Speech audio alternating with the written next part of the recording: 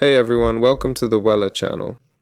Today I'll show you how to create another Roblox account on one device. Here I am on my other main account. To make another account, I need to log out of this one. For this, I click Settings, Switch Accounts, then Add Account and Create New Account. Here we enter the details.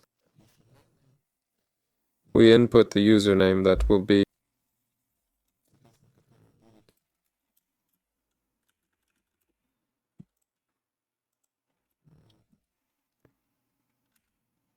let's say, like this.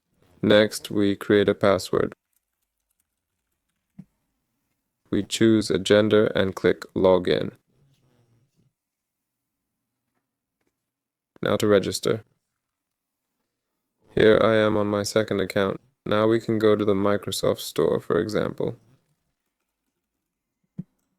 Here's where we open Roblox.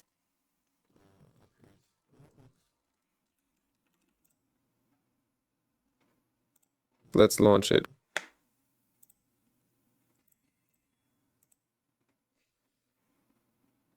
Click Login, enter the account details here.